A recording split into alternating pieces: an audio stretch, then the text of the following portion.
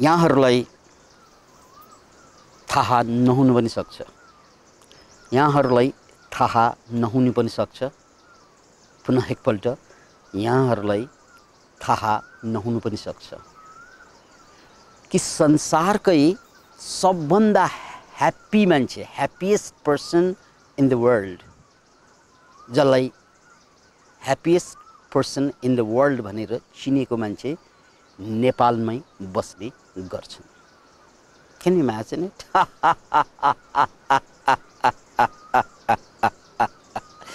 Okay. अमेरिकाको Wisconsin युनिभर्सिटीको एउटा विभागले 12 वर्षसम्म अनुसन्धान गरेका थिए कि दुनियाँका सबभन्दा खुसी मान्छे को हुन् भनेर। पुनः एकपल्ट अमेरिकाको विस्कन्सिन युनिभर्सिटीको एउटा विभागले दुनियाँको सबभन्दा खुसी मान्छे, भावनात्मक रूपमा खुसी होइन, साँच्चै खुसी, किनकि भावनात्मक रूपमा खुसी हुने मान्छे अहिले खुसी हुन्छ, अर्को क्षणमा अर्कै मुडमा गइसकेको हुन्छ। सदा सर्वदा खुसीको मुडमा रहन सक्ने मान्छेको खोज थियो।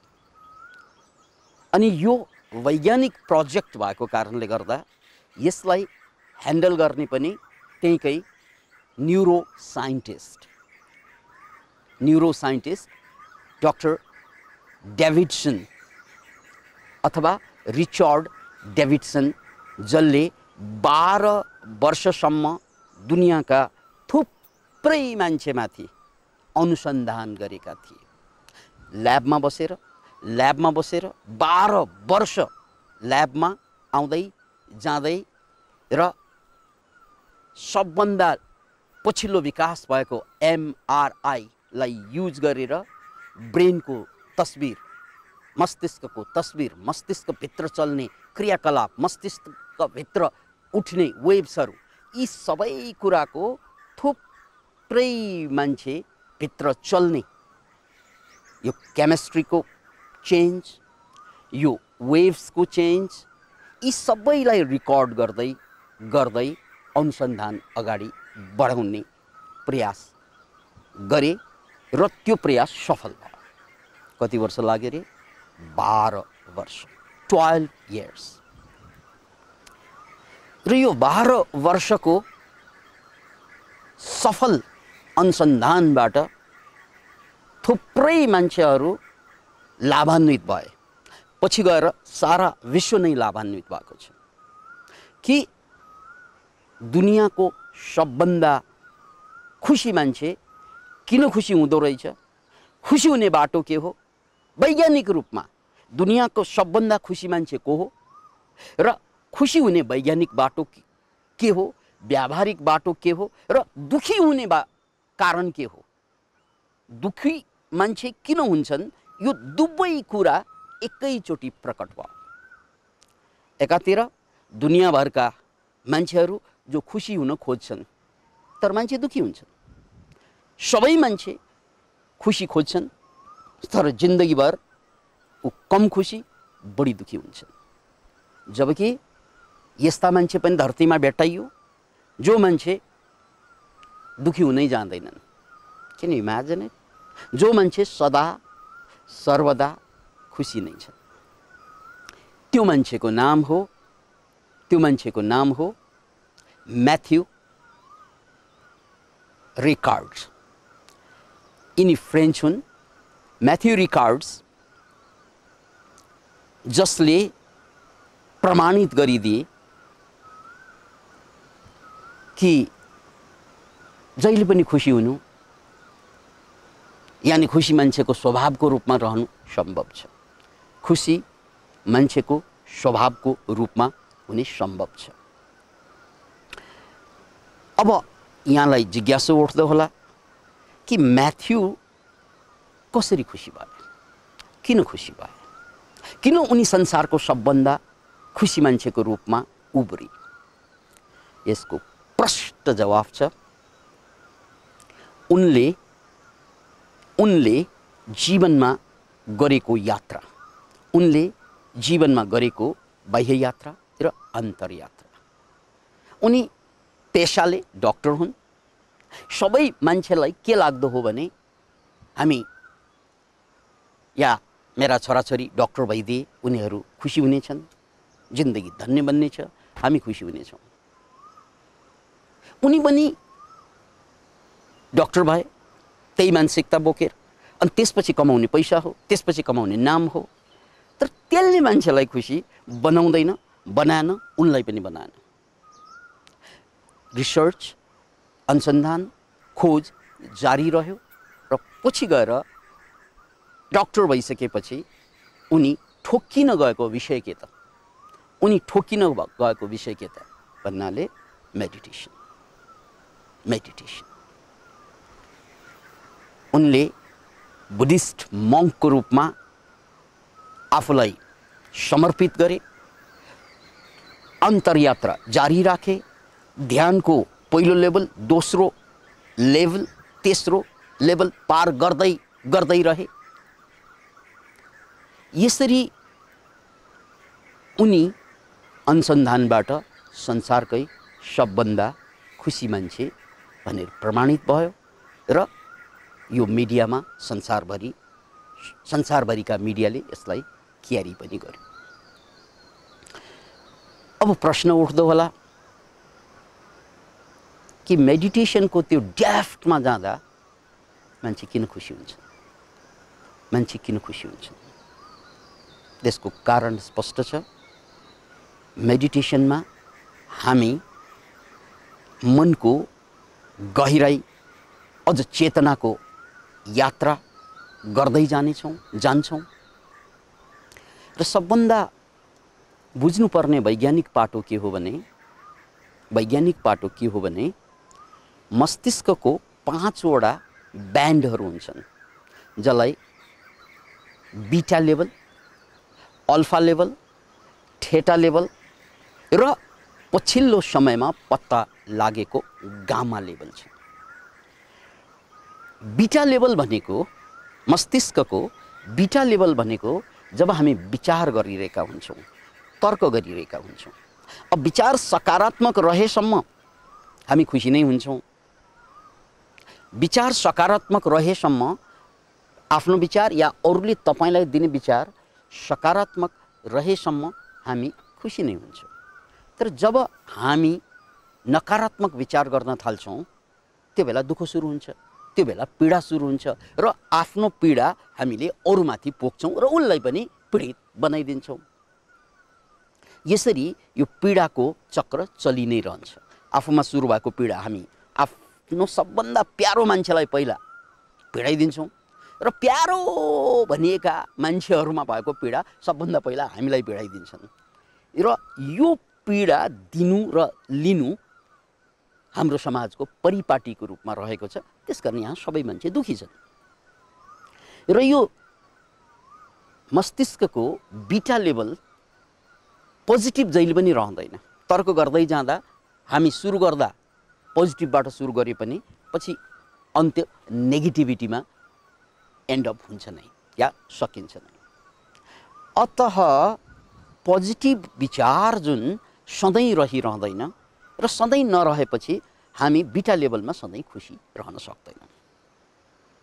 अब रह्यो कुरा अल्फा लेभलको, अल्फा वेभको, मस्तिष्कमा चल्ने यो अल्फा वेभ। अल्फा वेभमा पुग्दाखेरि हाम्रो विचार कम चल्न थाल्छ। याद राख्नुहोस्, अल्फा वेभ मस्तिष्कमा चल्दा हाम्रो विचार कम क्रियाशील हुन थाल्छ। विचार कम हुँदै गएपछि, मनको चञ्चलता कम हुँदै गएपछि हामी स्वतः शान्तिको अनुभव गर्छौँ, स्वतः आनन्दको अनुभव गर्छौँ। याद राख्नुहोस्, हामीले फिल्म हेरिरहँदा या हिमाललाई हेर्दा या सिनलाई हेर्दा या ब्युटिफुल राम्रा कुरालाई हेर्दा पनि हाम्रो विचार त्यहाँ कम हुन्छ। त्यो विचार कम भएकोले हामीलाई संसार राम्रो लागेको हो, फिल्म राम्रो लागेको, प्रेसी राम्रो लागेको हुन्छ। यो हाम्रो के भ्रम? तिमी राम्री छौ, तिमी राम्री होइनौ, तिमीलाई हेर्दा तिमी राम्री होइनौ, तिमीलाई हेर्दा मेरो विचार कम हुन्छ। सत्य हो। हिमाल सुन्दर छ त्यो होइन, हिमाललाई हेर्दा मेरो विचार कम हुन्छ, त्यसकारण मलाई हिमाल सुन्दर लाग्छ। Can you imagine it? खाना साह्रै मिठो छ त्यसकारण म खुसी छु होइन, मिठो खाना खाँदा मेरो विचार कम हुन्छ। खेल विचारको हो, खेल विचारको हो। ओ यही विचार कम हुने अवस्थालाई अल्फा लेभल भनिन्छ। अब हामी ध्यान गर्दा हामी बीटा लेभलबाट जाने ठाउँ अल्फा नै हुन्छ। विचार कम हुँदै जान्छ अनि सकारात्मक भावहरू बढ्दै जान्छ। यो अवस्थाभन्दा पनि अझ एउटा अगाडि अझ गहिरो अवस्था छ ध्यानमा, त्यसलाई ठेटा लेभल भनिन्छ। यो अझै गहिरो भयो। ठेटा लेभल सामान्यतया मान्छेमा तन्द्रामा सुरु हुन्छ। तन्द्रा भनेको निद्रा लागि नसकेको अवस्था र जागरण पनि एक किसिमबाट कम हुँदै निद्राको दैलोमा छिरिसकेको अवस्था। निद्रामा पुगेको छैन, जागरण लगभग छुटिसकेको अवस्था। यो अवस्था दैलोको अवस्था छ। यो दैलोमा मान्छे कुनै पनि दुःख पीडा दर्दमा हुँदैन, किनकि ऊ अब अल्फाबाट या बीटाबाट ठेटामा जाँदैछ। यसलाई तन्द्रा भनिन्छ। अब तन्द्राबाट हामी फेरि अर्को लेभलमा जान्छौँ। तन्द्राबाट त्यसलाई डेल्टा लेभल भनिन्छ। निद्रामा सामान्यतया मान्छे सुत्दाखेरि डेल्टामा उसलाई सपना पनि आउँदैन अनि भोलि बिहान उठेर उसले भन्छ आज बडो मिठो निद्रा सुतियो। यो बडो मिठो निद्रा किन भएको त भन्नाले त्यहाँ विचार चलेन, त्यहाँ सपना चलेन, त्यसकारण निद्रा बडो मिठो भयो। यसलाई डेल्टा लेभल भनिन्छ। अब मेडिटेटर्सहरूले, ध्यानीहरूले सामान्य मान्छेले सुतेर मात्रै पाउने त्यो गहन हल्कापन आनन्द, सुतेर मात्र पाउने आनन्द ध्यानीहरूले ध्यानको लेभलमा डुब्न सक्यो भने, डेल्टामा आउन सक्यो भने मान्छे सम्पूर्ण विचार कल्पना भावनाबाट जागरणमै मुक्त भइदिन्छ र त्यो बेला आनन्दको अनुभूति हुन्छ। याद राख्नुहोस् यसलाई, ब्रेनको लेभलमा यो चौथो लेभल हो। ब्रेनको wave alpha level, beta level, alpha level, theta level र डेल्टा लेभल। यो चौथो लेभल हो ब्रेनको वेभको लेभलमा। तर ध्यानको लेभलको कुरा गर्ने हो भने ध्यानको चारवटा लेभलमा यो दोस्रो लेभलमा छिरेको हुन्छ। पहिलो होइन, दोस्रो लेभलमा छिरेको हुन्छ। यो दोस्रो लेभल गर्ने ध्यान होइन, घट्ने ध्यान हो। यो दोस्रो लेभल गर्ने ध्यान होइन, घट्ने ध्यान हो। यो घट्नुपर्छ, गर्न सकिँदैन। त्यसकारण ध्यान भनेको एक्सन होइन, ध्यान भनेको रिजल्ट हो। ध्यान भनेको एक्सन होइन, रिजल्ट हो भनिएको कारण यही हो डेल्टा। अब डेल्टा लेभलबाट पर पनि वैज्ञानिकहरूले पछिल्लो समयमा एमआरआई जस्ता मसिनहरू आविष्कार भइसकेपछि, एफएमआरआई जस्ता मसिनहरू आविष्कार भइसकेपछि एडभान्स एमआरआईले के पत्ता लगायो भने अर्को लेभल पनि छ, जसलाई चाहिँ गामा भनिन्छ। यो गामा लेभल, यो गामा मस्तिष्कको तरङ्ग वेभ, यो सबभन्दा पावरफुल लेभल हो मान्छेको गामा। त्यो गामा लेभल एक्टिभेट भइरहँदा ओलम्पिकमा जित्ने मान्छेहरूको त्यो लेभल जहाँ ऊ पिक पर्फर्मेन्स गरिरहेको हुन्छ कि संसारको सबभन्दा उत्कृष्ट मान्छेको रूपमा ऊ निस्किदिन्छ, उसले गोल्ड मेडल जित्छ ओलम्पिक्सको कुरा गर्दा। या कोही पनि लेखकले एउटा पिक पर्फर्मेन्समा सबै कुरा भुलेर एउटा अद्भुत किताब लेख्ने अवस्था हुन्छ, त्यो भाव जागिरहेको हुन्छ। त्यो अवस्था जहाँ अद्भुत कुराहरू उनमा डाउनलोड भइरहेको हुन्छ, त्यो हो gamma level. Can you imagine? यो गामा लेभलमा मान्छेले अद्भुत एक्स्ट्रा अर्डिनरी काम गर्छन्। लेखक भए एक्स्ट्रा अर्डिनरी किताबहरू निकाल्छन् भने, यदि वक्ता भए एक्स्ट्रा अर्डिनरी कुराहरू आउँछन्। यदि तपाईँ सामान्य मान्छे भए यो बेला तपाईँको व्यवहार एक्स्ट्रा अर्डिनरी भइदिन्छ, यो गामा लेभल एक्टिभेट भइरहँदा। तर दुर्भाग्य यो धेरै मान्छेको अधिकांश मान्छे कोही गामा लेभल भनेको चिन्न अगाडि नै मर्दिन्छन्। ऊ जन्मिन्छन्, उसले डेल्टा पनि थाहा हुँदैनन्, जागेर ऊ गइदिन्छ संसारबाट, बिदा हुन्छ। डेल्टाबाट माथि गामा लेभल छ, उसलाई त्यो लेभलको अत्ता पता केही पनि हुँदैन, ऊ मरिदिन्छ। यो त पिक पर्फर्मर्सहरूले या डिप मेडिटेटर्सहरूले या त पिक पर्फर्मर्सहरू, त्यो भनेको ठुला ठुला ओलम्पिक्सहरू जित्ने या नोबेल पुरस्कारहरू जित्ने मान्छेहरूले हिट गर्ने ठाउँ हो। नोबेल पुरस्कार जित्ने मान्छेहरूले, साइन्टिस्टहरूले हिट गर्ने ठाउँ हो। कुन ठाउँ रे? Gamma level. यो ठाउँ होइन, फेरि यहाँ शब्द त मैले ठाउँ प्रयोग गरेँ, यो मस्तिष्कमा आउने वेभ हो, तरङ्ग हो। Can you imagine it? Gamma. ओ यो गामा लेभल एक्टिभेट हुँदा एकातिर तपाईँ पिक पर्फर्मेन्सको पावर आउँछ, अद्भुत एक्स्ट्राअर्डिनरी हुन्छ, र अर्कोतिर त्यो बेला तपाईँको खुसी, तपाईँको ह्याप्पिनेस पनि पराकाष्ठामा पुगिरहेको हुन्छ। Can you imagine it? र त्यो लेभललाई हामीले मिट गरिसकेपछि, त्यो लेभल मेडिटेसनबाट पत्ता लगाइसकेपछि मान्छेले मेडिटेसनमा जान साथ नै त्यो लेभलमा पुगिन्छ, र पुगेपछि एउटा अद्भुत किसिमको ह्याप्पिनेस सुरु हुन्छ। र यहाँ यो ह्याप्पिनेस पिक पर्फर्मेन्स गर्दा पनि आउने ह्याप्पिनेस यहाँ मेडिटेटर्सहरूलाई पनि उपलब्ध हुन्छ। तर पछि मेडिटेसनबाट बाहिर आइसकेपछि हामी फेरि पनि अल्फा लेभललाई मेन्टेन गर्छौँ कम्तीमा। बिटामा त विचार तर्क मात्रै हुन्छ, अल्फामा कम्तीमा बोध पनि जागिरहेको हुन्छ, भाव पनि जागिरहेको हुन्छ, र विचार पनि जागिरहेको हुन्छ। त्यसैले यो पिक अवस्थामा पुगेर फेरि फर्कँदा सामान्य अवस्थामा आउँदैन, याद राख्नु, शान्तिको अवस्थामा आउँछ। ओ यो अवस्था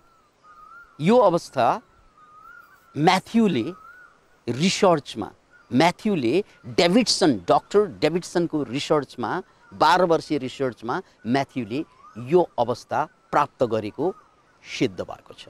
त्यसकारण उनी संसारकै सबभन्दा खुसी मान्छे, ह्याप्पी मान्छे। नाउ बडा गजबको कुरा किन गजबको कुरा भन्नाले यो म्याथ्यू भन्ने को मान्छे होला, के गरिरहेको होला भन्ने जिज्ञासा हुन्छ। अब धेरै मान्छेलाई संसारकै सबभन्दा खुसी मान्छेले के गरेर खुसी भएको होला? हामी त जिन्दगीभर कमाएर बस्छौँ तै पनि खुसी हुँदैनौँ, हामीले त पद पायौँ, प्रतिष्ठा पायौँ, मन्त्री बन्यौँ, प्रधानमन्त्री बन्यौँ, राष्ट्रपति बन्यौँ, तै पनि त ह्याप्पी त त्यसरी हुँदैनौँ। यो ह्याप्पी हुने मान्छे के गरेर ह्याप्पी भएको होला, ऊ के गर्छन्? यो प्रश्न होला। खुसीको भनिदिउँ जवाफ कि ठुलो स्वरमा भनौँ? त्यो मान्छे भिक्षु हुन्, बौद्ध भिक्षु। Can you imagine it? भिक्षुको मतलब के? जोसँग केही पनि छैन आफ्नो सम्पत्ति, जोसँग आफ्नो सम्पत्ति केही पनि छैन, सारा सम्पत्ति छोडेर भिक्षु बन्ने हो। सन्यास लिएका मान्छे, सन्यास लिएर भिक्षु बनेको मान्छे जोसँग आफ्नो सम्पत्ति केही पनि हुँदैन, त्यो मान्छे दुनियाँको सबभन्दा खुसी मान्छे। Can you imagine it? त्यसकारण खुसी हुनको लागि, सधैँ खुसी हुनको लागि सम्पत्तिको त्यस्तो ठुलो आवश्यकता पर्दैन। सम्पत्ति भनेको बेसिक निड्सको लागि भए पुग्छ। खानु पर्यो, लाउनु पर्यो, घाँस बाँस कपास सहबास जस्ता मान्छेहरूको जुन आवश्यकता हो त्यतिको लागि सम्पत्ति हो। त्यतिलाई कति सम्पत्ति चाहिन्छ? घाँसलाई कति सम्पत्ति चाहिन्छ? बाँसलाई कति सम्पत्ति चाहिन्छ? सहबासलाई कति सम्पत्ति चाहिन्छ? कपासलाई कति सम्पत्ति चाहिन्छ? Can you imagine it?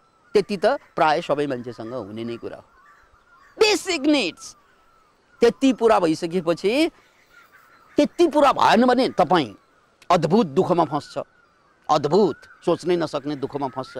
घाँस बाँस कपास र सहबास हासिल छ तै पनि दुःखी छ भने अब तपाईँको सम्पत्तिले, सत्ताले अथवा शिक्षाले अब खुसी प्राप्त गर्दैन। अब त्यसको लागि तपाईँले पनि अन्तरयात्रा नै गर्नुपर्ने हुन्छ, जसरी म्याथ्यूले गरे। अब यहाँ रमाइलो कुरा, म्याथ्यूसँग सोधे, दुनियाँभरका पत्रकारले सोधे, तपाईँ त संसारको सबभन्दा खुसी मान्छे भनेर प्रचार भइसकेको छ, संसारले मानिसकेको छ, त्यसकारण अब हामीलाई तपाईँले सूत्र बताउनु पर्यो। हामी पनि खुसी हुन चाहन्छौँ, के गर्दा खुसी हुन्छन्, के गर्दा खुसी हुन्छन्, के गर्दा खुसी हुन्छन् मान्छेहरू भन्नु पर्यो। सिम्पल भाषामा मान्छेले गर्न सक्ने काम भन्नु पर्यो, गर्न सक्ने कुरा बताउनु पर्यो। म्याथ्यूले हाँसेर भने धेरै सिम्पल छ, धेरै सहज छ। त्यो के त भने खुसी हुनको लागि, सधैँ खुसी रहनको लागि पहिलो कुरा मान्छेको अहङ्कार भाव छ नि, म ठुलो हुनुपर्छ, मैले कमाउनु पर्छ, म श्रेष्ठ हुनुपर्छ, म अगाडि बढ्नुपर्छ, म भन्ने जुन सेन्टर छ हो, यसले मान्छेलाई जिन्दगीभर दुखी बनाउँछ। यदि तपाईको सेन्टरमा म भन्ने आएर बसेको छ भने अब तपाईँ राष्ट्रपति भए पनि दुखी हुन्छ, तपाईँ कसैको पति भए पनि दुखी हुन्छ, किनकि सेन्टरमा म छ। त्यसकारण म सबभन्दा ठुलो बाधा हो। मलाई प्राथमिकता दिनु यो दुःखको कारण हो। किन भन्नाले जब मैले सबभन्दा बढी प्राथमिकता मलाई नै दिन्छु, त्यो बेला मेरो चारैतिरका दुनियाँ मेरो लागि मित्र होइन दुश्मन लाग्छ मलाई। किनकि म धनी हुनुपर्छ, अब यिनीहरूले मेरो धन खोसिरहेको छ, यिनीहरू मेरा कम्पिटिटर हुन्, यिनीहरू मेरा राइभल हुन् भन्ना साथ नै यहाँ तपाईँलाई आगो सल्कन थाल्छ। किनकि तपाईँले सेन्टरमा मलाई राख्नुभयो। मैले सम्मान पाउनुपर्छ, त्यहाँ सेन्टरमा तपाईँ म सम्मान त मैले पाउनुपर्ने। अब दुनियाँले सम्मान नदिने सबै मान्छे मेरो लागि शत्रु जस्तो लाग्न थाल्छ, अनि त्यसले मलाई दुखी बनाइदिन्छ। Can you imagine it? म ठुलो मान्छे भन्ने मलाई लाग्छ, सबैलाई लाग्छ म ठुलो, मैले जति तैँले के जानेको छस् र, तँभन्दा म धेरै माथि छु, म यहाँ म छु क्या, अहङ्कार त्यहाँ ड्याङ ड्याङ लाग्ने गर्दछ। दुनियाँ जम्मै शत्रु भयो अब तपाईँको लागि, किनकि तपाईँको सबैले खुसी खोसे जस्तो लाग्छ तपाईँलाई, तपाईँको सम्मान जति सबैले खोसे जस्तो लाग्छ, सबै तपाईँले दुश्मनको काम गरे जस्तो लाग्छ। Can you imagine it? त्यसकारण सिम्पल कुरा म्याथ्यूले के भने, खुसी हुनु छ भने सबभन्दा पहिला म होइन तँ भनेर बुझ। तँलाई राम्रो होस्, तँ असल होस्, तँ मको ठाउँमा तँ, अरू राम्रो होस्, अरू ठुलो होस्, अरू अगाडि बढुन्, अरू माथि जाउन्, यसरी अरूलाई सहयोग गर्ने जुन परोपकारी, यसलाई नेपाली शब्द छ परोपकारी भावना जाग्छ नि मनमा, उसले खाऊ अनि पछि म खान्छु, ऊ अगाडि बढु अनि त्यसपछि म जाउँला, ऊ खुसी होस् अनि त्यसपछि म खुसी हौँला, उसले कमाउन् अनि त्यसपछि म कमाउँला, यसरी भन्नुहोस् त एकपल्ट, तपाईँभित्रको सेन्टर समाप्त भयो के, इगो सेन्ट्रिक भएन अब तपाईँ। र जब अरू खुसी भएपछि म खुसी हुनु खोज्छु नि, त्यो बेला मान्छे साँच्चै खुसी हुँदो रहेछ। यस्तै ध्यानी मान्छे मध्ये रूप ज्योति भन्ने नेपालको पुरानो व्यापारी, उनी विपसनाको साधक, उनलाई सोधेका थिए पत्रकारले, तपाईँको पैसा त दिनदिनै बढ्दैछ, तपाईँ कतिको खुसी हुनुहुन्छ? उनले जवाफ दिए, पैसाले खुसी हुँदैन, पैसा बढेर खुसी हुँदैन, खुसी हुने दुई तरिका मात्र मैले भेटाएँ। एउटा तरिका के त, म ध्यानको गहिराइमा जाँदा मलाई आनन्दको अनुभूति हुन्छ, यो पैसाले पाउँदैन। र अर्को, मैले कमाएको पैसा, दिनदिनै कमाइरहेको छु पैसा, त्यो कमाएको पैसा समाज सेवा गर्दा, अरूको कल्याण गर्दा, त्यो बेला म खुसी हुन्छु। जवाफ क्लियर छ। अतः म्याथ्यूले भनेको कुरा पनि त्यही हो, तपाईँ अरूको कल्याण सोच्नुहोस्, दुखी हुने चान्सै छैन। आफ्नो कल्याण सोच्नुहोस्, सुखी हुने चान्सै हुँदैन।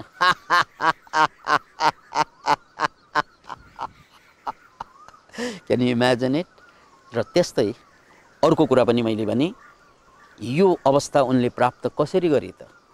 म्याथ्यूले भन्नाले मेडिटेसनले, र कसरी गरे त भन्नाले अरूलाई परप्राथमिकता, अरूलाई प्राथमिकता दिनाले। यी कुरा हामीले जान्यौँ भने हाम्रो बेसिक निड प्रायको पुरा भइसकेकै हुन्छ। नभएकाहरूलाई सहयोग गरौँ, निड पुरा भइसकेकाहरूले, जसरी कमाइसकेका देश, विकास भइसकेका देशले अरू देशलाई सहयोग गरे जस्तै हामीले पनि हामीभन्दा कमजोरहरूलाई सहयोग गरौँ। सिम्पल कुरा छ। खुसी हुने तरिका यसरी सुरु हुन्छ। र अन्तिम कुरा, जाँदा जाँदै मैले सुरुमै भनेको थिएँ कि तपाईँलाई थाहा छ संसारको सबभन्दा खुसी मान्छे नेपालमा बस्ने गर्छ हो म्याथ्यू बौद्धको कुनै गुम्बामा बसिरहेका छन्। किन इमेजिन इट? त्यसकारण उनलाई भेट्न संसारभरबाट मान्छे फेरि नेपालमै आउने गरिरहेका छन्। किनभने नेपाल संसारको सुन्दरतम देशमध्ये एउटा देश, र हिमाली रेन्ज, हिमाली श्रृङ्खला र यहाँको वन जङ्गल सबै आध्यात्मिक रूपमा चार्ज छन्। त्यसकारण हामी संसारको सबभन्दा आध्यात्मिक चार्ज भएको मुलुकमा छौँ। यसैले संसारको सबभन्दा खुसी देखिएको मान्छे, खुसी साबित भएको मान्छे पनि बस्न रुचाउने ठाउँ नेपाल हो। त्यसकारण भाग्यमानी नेपालीहरू, कल्याण होस् हामी सबैको।